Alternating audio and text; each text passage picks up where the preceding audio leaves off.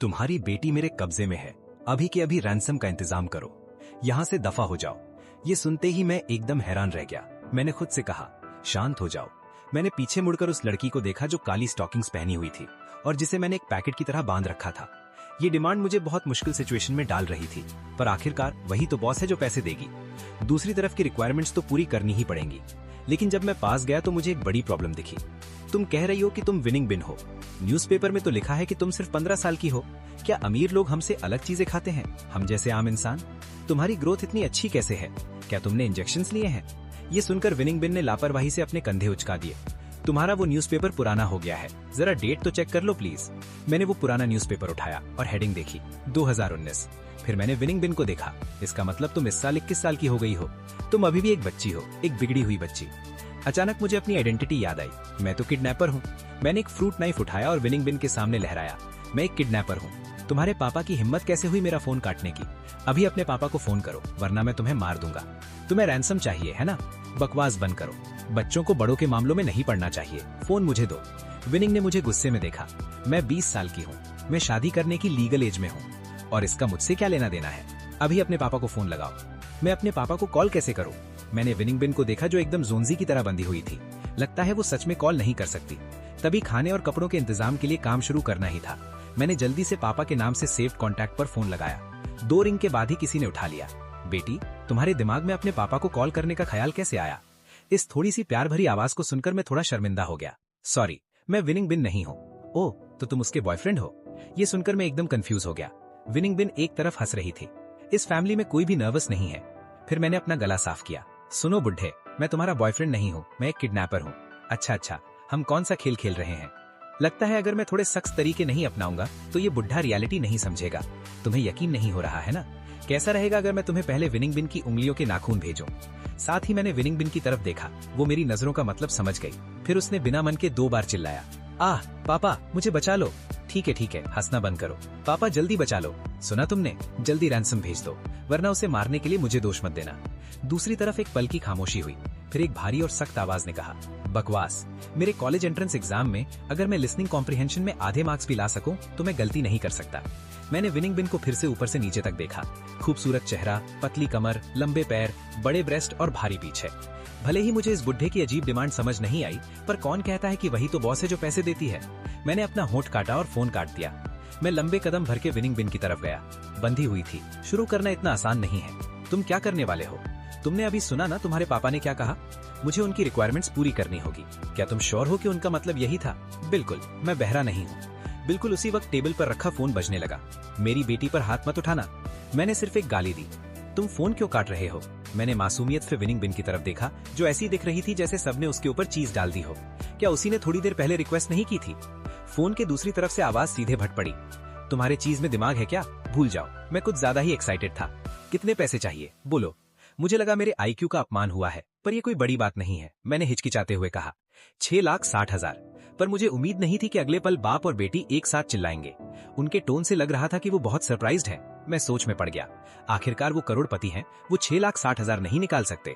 पर उन वीडियोस को याद करके जो मैंने पहले देखे थे, अमीर लोगों की एसेट्स दिखने में बड़ी होती हैं, पर असल में वो शेयर्स, प्रॉपर्टी वगैरह होती है। सच में कैश निकालने के लिए जरूरी नहीं कि वो ज्यादा निकाल सके। ये सोचकर मैंने सोचा कि बिजनेस, हाँ, नेगोशिएट किया जा सकता है। इसलिए मैंने अपनी मर्जी से प्राइस कम कर दिया। कैसा रहेगा? 5 लाख। इससे कम नहीं हो सकता। फोन के दूसरी तरफ कुछ सेकंड्स के लिए खामोशी रही। ठीक है, 5 लाख होंगे। मुझे बैंक अकाउंट नंबर भेजो। ये सुनकर विनिंग बिन ने अपने चेहरे पर दर्द भरा एक्सप्रेशन बनाया। क्या मेरे दिल में यही मेरी कीमत है? अब अगर तुम बाहर कोई भी लड़की ढूंढने जाओगे तो दुल्हन की कीमत उससे ज्यादा होगी। तुम सब लड़कियां फिजूल खर्च करने वाली हो। इंटरनेट से कितनी chicken soup for the soul पी रखी है। दुल्हन की कीमत हर साल बढ़ती जा रही है। फिर मैंने विनिंग बिन के मोबाइल फोन का वीचैट यूज करके अपना बैंक अकाउंट नंबर भेज दिया। उन्होंने जल्दी से एक मैसेज भेजा, ये कौन सा बैंक है? मैं हैरान था। Rural credit cooperative. इस दौरान मैं एक्साइटेड होकर इधर उधर घूम रहा था। पैसे आने के नोटिफिकेशन का इंतजार कर रहा था। इस वक्त विनिंग बिन ने धीरे से कहा, तुमने बैंक अकाउंट नंबर भेज दिया है। क्या तुम्हें अपनी आइडेंटिटी रिवील होने का डर नहीं है? मैंने चुपके से खुद से कहा, बकवास, मैं तो गया। बैंक कार्ड मेरे ID डॉक्यूमेंट और मोबाइल नंबर से लिंक्ड है, तो ये असली नाम के साथ कंप्लेन करने जैसा नहीं हुआ। ये असली नाम वाला किडनैपिंग नहीं है। जब वक्त आएगा तो उसके पापा मेरी इन्फो से मुझे ढूंढ निकालेंगे। ये सोचकर मैंने घबराकर विनिंग बिन को देखा। अब हम क्या करें?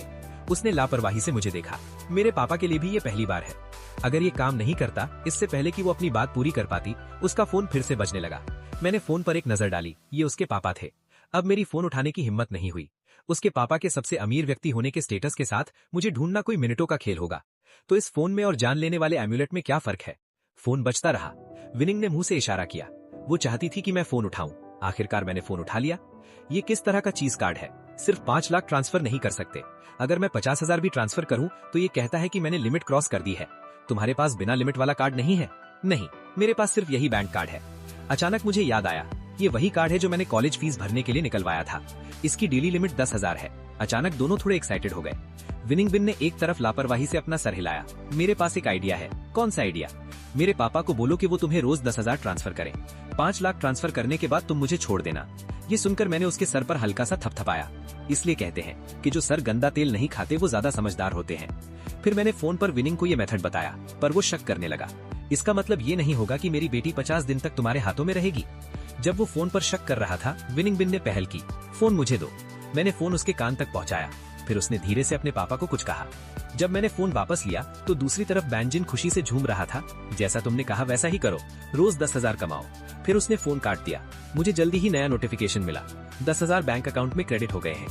बेपरवाह विनिंग बिन को देखकर ये किडनैपर मैं बहुत बड़ी तकलीफ से गुजर रहा था। मुझे डर था कि विनिंग बिन भाग ना जाए। मुझे ये भी डर था कि पुलिस अचानक अंदर घुस आएगी और मुझे जमीन पर पटक देगी, और फिर जेल में जाने के बाद अगर साबुन जमीन पर गिर जाए। ये सोचकर मैंने थोड़ा घबराकर विनिंग बिन को देखा। मेरे जैसा किडनैपिंग जो 50,000 की फिरौती मांगता है। खूबसूरत लड़कियां हमेशा धोखा देती है। साफ तौर पर वो सिर्फ मुझे शांत करना चाहती हैं ताकि मैं वायलेंट ना हो जाऊं। मुझे चुप देखकर उसने पहल की और चिंता के साथ टॉपिक छेड़ दिया। तुमने मुझे किडनैप करने का कैसे सोचा? तुम्हारे पास पैसे नहीं है? पैसे ही सब कुछ नहीं होते। मैंने जल्दी से खंडन किया। ये सच नहीं है। अगर तुम कविताओं में प्यार शब्द को पैसे से बदल दो तो वो बहुत बेहतर पड़ी जाएंगे। मिसाल के तौर पर, मैं दुनिया से पूछता हूँ वो पैसा क्या है जो लोगों को जिंदगी और मौत का वादा करने पर मजबूर करता है। पैसा लोगों को हजारों किलोमीटर दूर से मिलवाता है। बिना पैसे के वो चेहरे से चेहरा नहीं मिलाते। भेड़िए के पास पैसा है और इरादा भी। अगर ये पैसा लंबे समय तक रहे तो कल और रात क्यों होना चाहिए? आड़ू के फूलों का तालाब हजारों फीट गहरा है, पर ये इतना गहरा नहीं है जितना कि वन लेन मुझे पैसे भेजता है। दुनिया में कुछ भी मुश्किल नहीं है, बस पैसा होना चाहिए। अमीरों के पास पैसा और ईमानदारी है और वो कभी एक दूसरे को नहीं छोड़ते। अमीर आखिरकार शादी करते हैं, गरीब अपनी आंखों से देखते हैं। विनिंग बिन ने मुझे घूर कर देखा। तुम बकवास कर रहे हो। अगर पैसे नहीं है तो पैसे कमाने के लिए कोई ढंग की नौकरी नहीं ढूंढ सकते? मैं चुप हो गया। बस मेरा मन नहीं है। फिर मैंने इंटरनेट की क्लासिक कल्चर के बारे में सोचा। तो तुम पेकिंग यूनिवर्सिटी क्यों नहीं जाते? बस तुम्हारा मन नहीं है। वो एक पल के लिए स्टन हो गई। ये नहीं किया जा सकता। ये सही है, मैं हूँ। इससे पहले कि मैं अपनी बात पूरी कर पाता, मैंने उसे शांति से कहते हुए सुना, क्योंकि मैं चिंगहुआ यूनिवर्सिटी गई थी। भूल जाओ, आगे बात नहीं हो सकती। मेरा उसे देखने का मन नहीं था। मुझे इग्नोर करते देखकर उसने तड़पना शुरू कर दिया। भाई, मुझे सूसू करना है। रुको, ब्लैडर फट जाएगा। ये मेरा मामला नहीं है। अगर तुम चोट खाओगे तो फिरौती नहीं मिल पाएगी। बात तो सही है। मैं जल्दी से उठा। जैसे ही मैं रस्सी खोलने वाला था, मैं अचानक जाग गया। नहीं, ठीक है, ये तुम्हारा प्लान है। क्या तुम सूसू करते वक्त भागना चाहते हो? ये सुनते ही विनिंग बिन ने लंबी सांस ली। क्या तुम मुझे वॉशरूम जाते हुए देखोगे? कितनी गंदी बात है। ये बोलकर भी उसने रस्सी खोल दी। बेशक मैंने उसे सच में वॉशरूम जाते हुए नहीं देखा। मैंने बस उसे धमकाया कि ये मेरा फ्रूट नाइफ बहुत खतरनाक है। अगर भागने की कोशिश की तो मैं मार दूंगा। फिर मैंने रस्सी उठाई और खुद को ही बांध लिया। पर कुछ ही मिनट में वो फिर से शोर करने लगी। भाई, मुझे पसीना आ रहा है, मुझे नहाना है। मैंने खुद भी नहीं नहाया था। नहाने की क्या जरूरत है? नहीं हो सकता। अगर मैं नहीं नहाई तो मुझे बो आएगी। ये मेरा मामला नहीं है। अगर तुम्हारे पापा ने देखा कि मैं बदबू मार रहा हूं तो वो रैंसम कम कर देंगे। जाओ जाओ जाओ, जल्दी करो। मैंने फिर से रस्सी खोल दी। मुझे क्यों लग रहा है कि सब कुछ अजीब हो रहा है? किडनैपर्स के साथ आजकल इतना बुरा सलूक होता है। विनिंग ने मुझे मिट्टी जैसी शक्ल से देखा। वो हंसी दबाते हुए बोली, अगर तुम कंफर्टेबल नहीं हो तो तुम एक तरफ देख सकते हो। ये सुनकर मेरी आंखें चमक उठी। यह आइडिया अच्छा लग रहा है। ये सुनकर विनिंग बिन की आंखें बड़ी हो गई। तुम मेरे नहाते वक्त मुझे नहीं देखोगे, सच में है ना? आखिरकार मैंने उसे नहाने जाने दिया। जाने से पहले मैंने चेक किया, भले ही वो बहुत पतली है पर वो उस छोटी खिड़की से बाहर नहीं निकल सकती। कुछ दिन ऐसे रहने के बाद मैं धीरे धीरे रिलैक्स होने लगा। मेरे नर्व्स भी शांत हो गए और मैं अब अलर्ट नहीं था। मुझे समझ आया कि विनिंग बिन भागने का कोई इरादा नहीं रखती। लगता है जो हालात के हिसाब से ढलना जानता है वही जीनियस है। आखिरकार अगर मुझे रैंसम मिल गया तो मैं उसे छोड़ दूंगा। अगर वो भागने की कोशिश करती और मैंने उसे फिर से पकड़ लिया तो उसे मार पड़ेगी।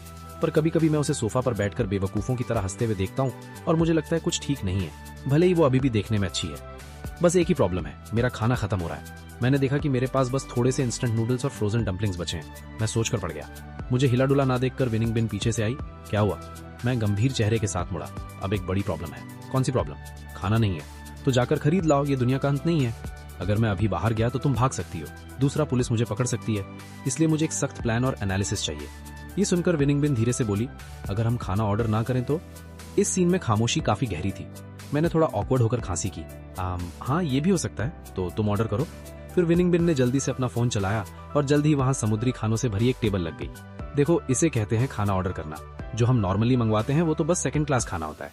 आधा खाना खाने के बाद मैं जल्दी से रुक गया। ये बहुत टेस्टी है, पर मैं ज्यादा नहीं खा सकता। अगर मुझे आदत डाल ली तो अच्छा नहीं होगा। विनिंग जो खा रही थी मुझे रुकते हुए देखती है और कंफ्यूज हो जाती है। तुम्हारी भूख इतनी कम है? मैं सर हिलाता हूँ। मैं ज्यादा अच्छे से नहीं खा सकता। अगर मुझे आदत डाल ली तो अच्छा नहीं होगा। तुमने मुझे किडनैप नहीं किया है, मैंने तुम्हें किडनैप किया है। अगर मेरे पास पैसे आए तो मैं भविष्य में इतनी कंजूसी से नहीं जी पाऊंगा। मैं बस अपना सर हिलाता हूँ, मैं और कुछ एक्सप्लेन नहीं करता। ये पैसे मेरे लिए बहुत इंपॉर्टेंट है, मैं इन्हें उड़ा नहीं सकता। जैसे ही अंधेरा हुआ, मेरे अच्छे दोस्त जैनटाओ ने मुझे कॉल किया। कनांगजी, तुमने कहा था कि तुम पैसे लाओगे, तुम कहीं दिख क्यों नहीं रहे हो? मैं अभी भी उस पर काम कर रहा हूँ। मुझे लगता है 1 या 2 महीने में मैं सब कुछ जमा कर लूंगा। तुम्हें 5 लाख जमा करने के लिए 1 या 2 महीने क्यों चाहिए? ये सुनकर मैं आवाज नीचे करता हूँ और उसे पिछले कुछ दिनों में लड़की के किडनैपिंग के बारे में सब बताता हूँ। दूसरी तरफ जैनटाओ डरी हुई आवाज में कहता है, भाई कनन, मजाक मत करो, ये लीगल है। अगर मुझे जेल में आकर तुम्हें देखना पड़ा तो ये बहुत शर्मिंदा करने वाला होगा। मेरा नंबर तुरंत डिलीट कर दो, मेरा नाम ब्लैकलिस्ट से हटा दो, कॉल हिस्ट्री डिलीट कर दो। मैं कुछ नहीं जानता। तुम आजकल क्या कर रहे हो? जैनटाओ को इतना डरा हुआ देखकर मुझे इनसिक्योर महसूस होता है। विनिंग बिन अच्छी लड़की लगती है, पर मैं नहीं जानता कि क्या उसके पापा ने उस वक्त पुलिस को फोन कर दिया है। जैनटाओ फिर से कॉल करता है, भाई कनन, अमीरी में दोस्तों को मत भूलना, मैं याद दिला रहा हूँ। मैं कंफ्यूज होकर फोन को देखता हूँ। हाँ, ये जैनटाओ है। अब थोड़ी देर पहले तो तुम मुझे इग्नोर कर रहे थे, और वैसे मैं अमीरी कहाँ से लाऊंगा? तुम समझ नहीं रहे हो, अभी बहुत वक्त बाकी है, रात लंबी और धोखेबाज है। नहीं, वो बात नहीं है। क्या तुमने सुना है कि वक्त सब ठीक करता है? अगर तुम लड़की को प्यार में फंसा लो तो अब ये किडनैपिंग एक कपल का गेम माना जाएगा, तो फिर पुलिस तुम्हें कैसे पकड़ेगी, है ना? जैनटाओ के ये शब्द एक रोशनी की किरण जैसे थे, एक अचानक ज्ञान। वैसे भी विनिंग बिन खूबसूरत और नेक दिल है, ये एक परफेक्ट प्लान है। ये सोचकर मैं धीरे से फोन पर पूछता हूँ, पानी के साथ कितने डिग्री पर भिगोते हो? जब मैं इस पर रिसर्च कर रहा था, वॉशरूम का दरवाजा अचानक खुलता है। विनिंग बिन अपने लंबे पैरों के साथ बाहर आती है, एक टॉवल में लिपटी हुई। वो अपने बालों को टॉवल से रगड़ रही है। वो मुझे थोड़ी कंफ्यूजन के साथ देखती है। मैंने फोन काट दिया है, मैं खत्म हो गया हूँ। एक ही प्लान इंप्लीमेंट होने से पहले ही टूट गया। ये सोचकर मैं जल्दी से सर हिलाता हूँ, आंखें घुमाते हुए, नहीं, कुछ नहीं हुआ। विनिंग टॉवल एक तरफ रखती है, सोफा पर बैठती है और मुस्कुराते हुए मुझे देखती है। जैसे ही वो पास आती है, मैं शर्मा जाता हूँ और मेरा दिल तेज धड़कने लगता है। फिर मुझे अपने कान के पास एक गर्म सांस महसूस होती है। कुछ नहीं हुआ, ये हो सकता है। इस प्यारी आवाज के हमले में मैं लगभग उसके जाल में फंस गया था। मैं जल्दी से विनिंग बिन को दूर करता हूँ। मेरे घर में इस तरह की अधि लिपटी टॉवल नहीं है, और ना ही इस तरह का खुशबूदार शैम्पू। मैं पास की टेबल से एक रस्सी उठाता हूँ और विनिंग बिन के हाथ पैर बांध देता हूँ। विनिंग छुड़ाने की कोशिश करती है, पर टॉवल ढीली है और उसके मूवमेंट्स को नहीं संभाल सकती। आखिरकार वो बस मुझे अपने पैर बांधते हुए देख सकती है, कंफ्यूजन के चेहरे के साथ। तुम क्या कर रहे हो? मुझे छोड़ो। उसकी चीख सुनकर मैं डर जाता हूँ और एक कदम पीछे हटा। मैं लड़खड़ाकर एक तरफ गिर गया। विनिंग बिन ने जल्दी से मुझे पकड़ लिया। हम दोनों सोफा पर गिर गए। उसका पीला चेहरा मेरे ठीक सामने है। मैं जल्दी से कुछ कदम पीछे हट जाता हूँ। मैं एक फ्रूट नाइफ उठाता हूँ और विनिंग बिन की तरफ इशारा करता हूँ। ईमानदारी से कबूल करो, क्या तुमने पहले ही पुलिस से कांटेक्ट कर लिया है? क्या तुम अंदर और बाहर से मिलकर जॉइंट ऑपरेशन तैयार कर रही हो? तुम हमेशा मुझ पर शक क्यों करते हो? तुम्हारे पास बेसिक कॉन्फिडेंस भी नहीं है? विनिंग बिन मजबूरी में उठी और बड़ी मुश्किल से उस रस्सी से आजाद हो गई जिससे मैंने उसे बांधा था। तुरंत बाद वो जल्दी से पास आई, बिना हाथ पैर के डिसार्म करने का सीन प्ले किया और एक एलिगेंट जेस्चर के साथ खत्म किया। फ्रूट नाइफ को सीधे लकड़ी की टेबल में गड़े देखकर मैं हैरान रह गया। तब मुझे याद आया, लगता है 15 साल की उम्र में उसने नेशनल यूथ जेट कूंडो चैंपियनशिप जीती थी। अब वो 1.70 मीटर की है। उसकी बॉडी मेरे से थोड़ी पतली है। मेरा अंदाजा है कि वो मुझे सेकंड्स में स्वर्ग भेज देगी। कौन जानता था कि वो 20 साल की इनविंसिबल, खूबसूरत और डोमिनेंट लड़की है। मैंने हमेशा सोचा कि वो 15 साल की है, इसलिए मैंने उसे किडनैप करने का फैसला किया। मेरे सामने जो सच हो रहा है वो मुझे एक साहसी अंदाजे पर ले जाता है। फिर मुझे यकीन नहीं हो रहा। मैं विनिंग बिन की तरफ इशारा करता हूँ। तुम लड़ती भी हो और फिर भी तुमने मुझे अपने हाथ पैर बांधने दिए, क्या तुम? विनिंग बिन की आंखें चमक उठी और उसने मेरी तरफ सर हिलाया, मुझे बात आगे बढ़ाने के लिए। तुम शायद मुझसे लंबे समय से नाराज होगी, मुझे गुर्म करने के लिए उकसा रही होगी, मेरे लिए जाल बिछा रही होगी। सबूत इकट्ठा करने के बाद तुम मुझे जेल भेज दोगी। ये सुनकर विनिंग बिन वहीं फ्रीज हो गई।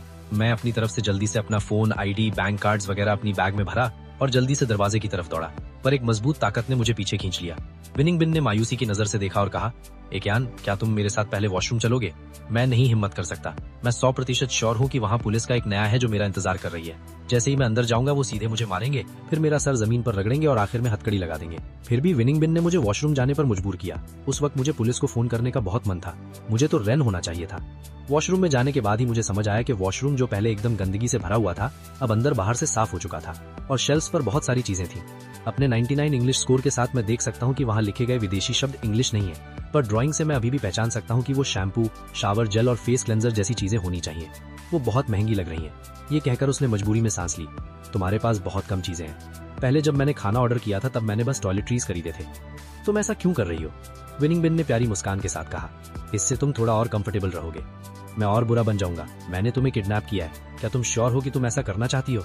उसने बस धीरे से अपना सर हिलाया। कोई बात नहीं, मुझे कोई परेशानी नहीं है और मैं जुबान की पक्की हूँ। पैसा तुम्हारे हाथ में नहीं है, मैं भागने वाली नहीं हूँ। भले ही मैं नहीं जानता कि उसका दिमाग विकसित हुआ है कि नहीं, अभी भी उसका सेरिबेलम पूरी तरह से विकसित नहीं है, पर कम से कम फाइट करने की क्षमता के मामले में अगर वो भागना चाहे तो मैं उसे नहीं रोक पाऊंगा। सुपर पावर्स के प्रभाव में पेंगू डिस्ट्रिक्ट में मेरा छोटा सा घर जल्द ही पूरी तरह नया बन गया। बाहर से ये अभी भी टूटा फूटा दिखता है, पर अंदर से ये एक अलग दुनिया है जहाँ बेड्स, टेबल्स, चेयर्स, सोफाज वगैरह सब है। सब कुछ बदल दिया गया है। मैं आलसी कुर्सी में सिकुड़ जाता हूँ और विनिंग बिन मुझे एक सेब छील कर दे रही है जो सेब जैसा नहीं दिखता। जैसे ही मैं एक बाइट लेता हूँ, अचानक मुझे एक प्रॉब्लम का पता चलता है। विनिंग बिन को मैंने किडनैप किया है। तुम स्कूल कैसे जाओगी? विनिंग बिन एक कपड़े से खिड़की साफ कर रही है। अभी समर हॉलीडेज हैं। क्या तुम बेवकूफ हो कि तुम स्कूल शुरू होने पर पढ़ने की बात कर रही हो? हर स्कूल अलग होता है, जानते हो। लगभग 1.5 महीना बाकी है रैंसम मिलने के बाद। पेकिंग यूनिवर्सिटी कैसी है? क्या तुम वहां पढ़कर खुश हो? ये सुनकर विनिंग बिन अपना सर झुकाती है और 2 सेकंड तक सोचती है। ये काफी अच्छी है, पढ़ना नॉर्मल है लगता है, पर कम से कम काम करने से तो बेहतर है। जब वो अंधेरे में स्कूल की मजेदार कहानियां सुना रही थी, मेरी पलकें भारी होती गईं और आखिरकार मैं सो गया। जब मैंने आंखें खोली तो मैंने देखा कि विनिंग बिन के हाथ में एक पंखा है जो मुझे एक तरफ से हवा कर रही है। मुझे जागा हुआ देखकर उसने जल्दी से पंखा फेंक दिया और एक तरफ चली गई। झूठ मूठ में मेहनती होकर टेबल साफ करने का नाटक करने लगी। मैंने जोर से अपनी जांघ पर चूंटी काटी। ये सपना नहीं है, पर जल्दी ये गायब हो जाएगा, है ना? पूरा पैसा अकाउंट में आने से पहले जैंग ताओ ने मुझे बताया कि दादी के लिए बोन मैरो मैच मिल गया है। ये सुनकर मैं थोड़ा हैरान था। सच में ये गलत कैसे हो सकता है? खर्चों का क्या? तुम चिंता मत करो, मैं वो सब संभाल लूंगा। फोन काटने के बाद जो स्माइल मेरे चेहरे पर थी वो तुरंत गायब हो गई। मैंने विनिंग बिन को देखा जो लिविंग रूम में सो रही थी। चांद की रोशनी खिड़की से आ रही थी और उसे एक पतली चांदी जैसी चमक दे रही थी। वो एकदम गहरी नींद में सो रही थी और थोड़े घर्राटे भी ले रही थी। मैं पास गया और देखा कि उसकी सांसों में भी थोड़ी खुशबू थी। मेरे दिमाग में एक शैतान सा ख्याल आया, ऐसा तो नहीं हो सकता कि उसके पाड़ में भी खुशबू आती हो, है ना? मैंने धीरे से उसके गाल पर चुनटी काटी, पर वो नहीं जागी। वो बहुत गहरी नींद में थी। जब मैंने थोड़ी ज्यादा ताकत लगाई तो विनिंग बिन ने मुझे अचानक एक शोल्डर थ्रो मारा और सीधा सोफा पर ही दबा लिया। उसने मुझे सोफा के अंदर धकेला और फिर अपने बाहों से जकड़ लिया।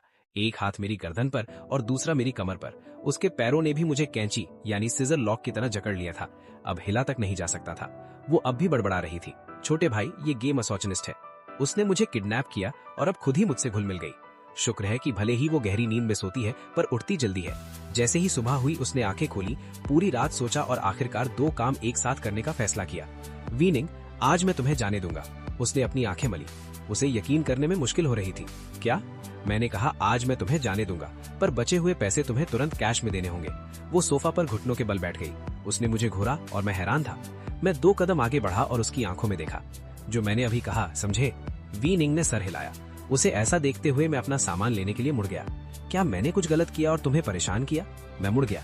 नहीं, तो अचानक मुझे निकाल क्यों रहे हो? उसे ऐसे तरस खाने वाले चेहरे के साथ देखकर मुझे बुरा लग रहा था कि मैंने उसे मारा नहीं, पर मुझे समझ नहीं आ रहा।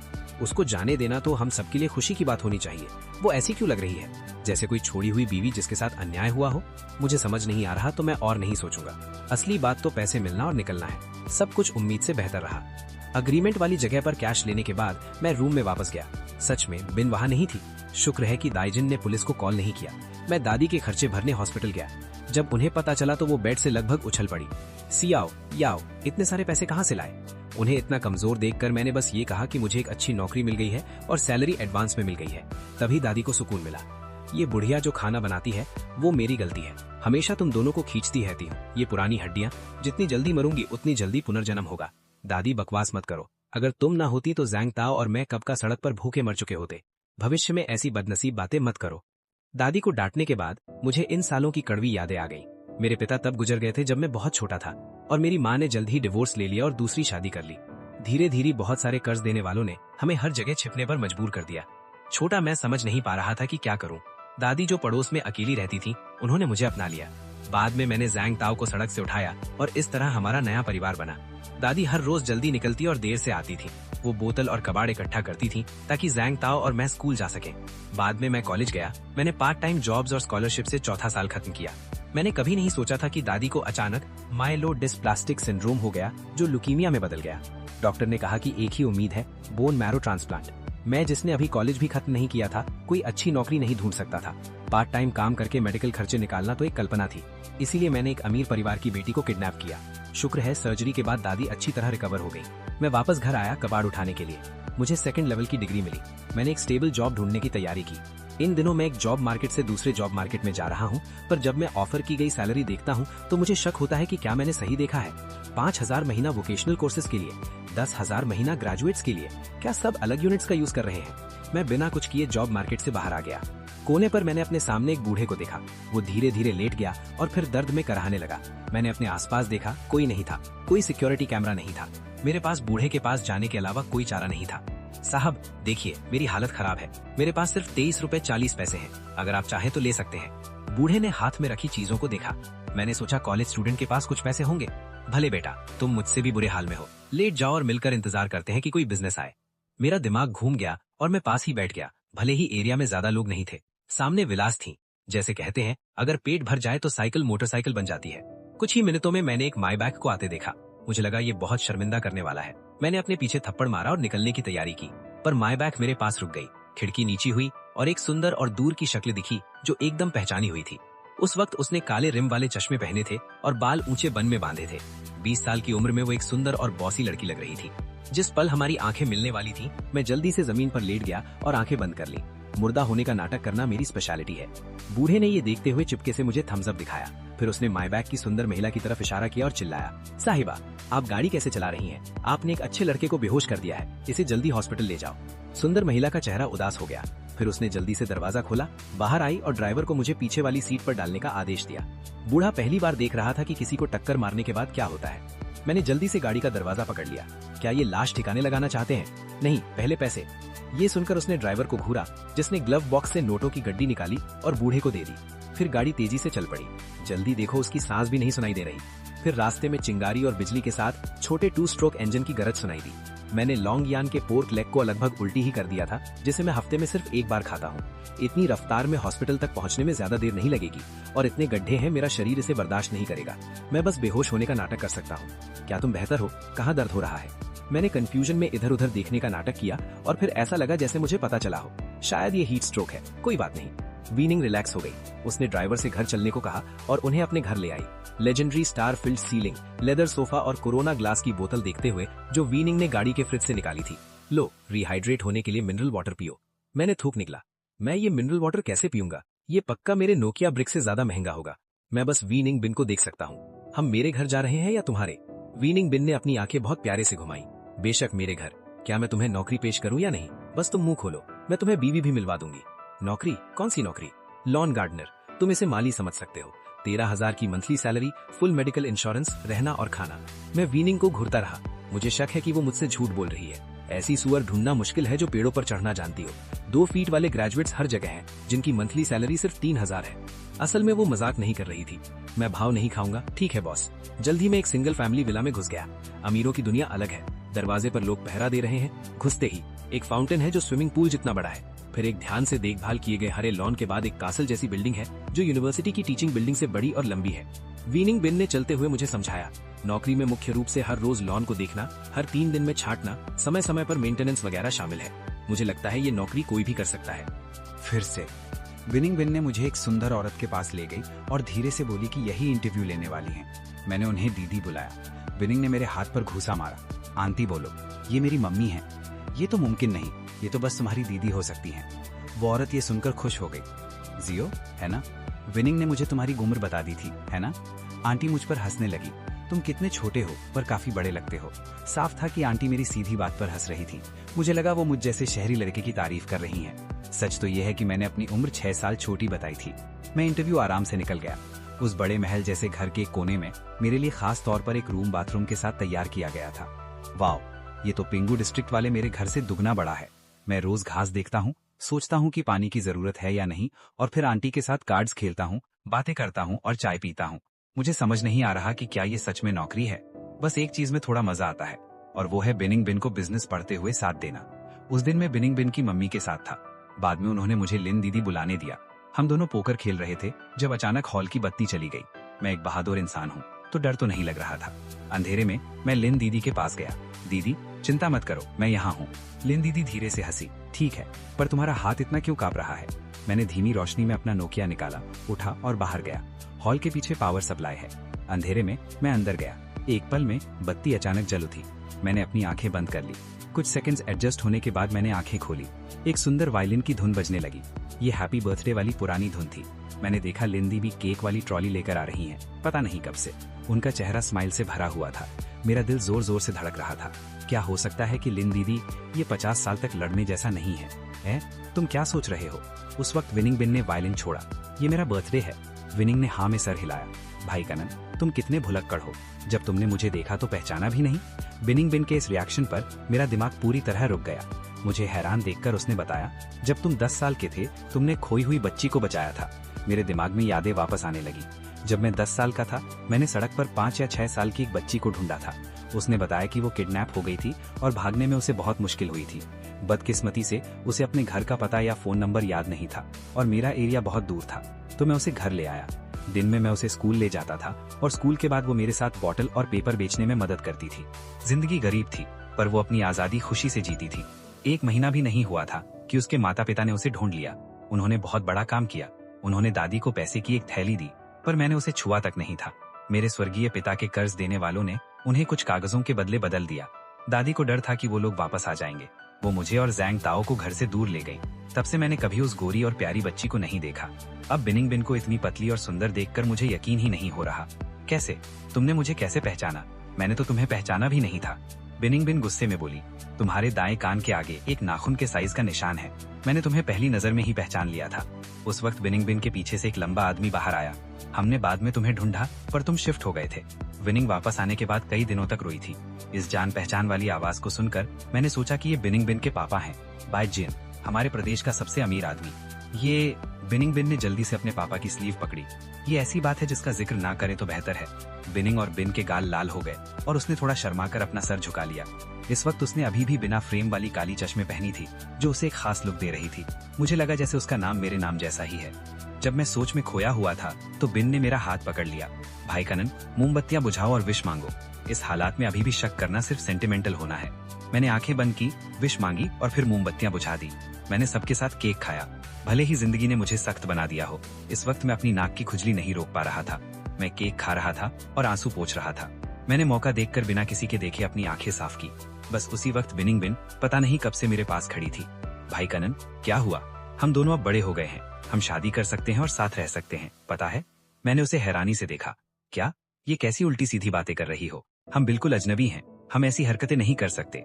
जब तुमने मेरे सॉक्स फाड़े और मुझे गले लगाया तब मेरी इज्जत की चिंता क्यों नहीं की?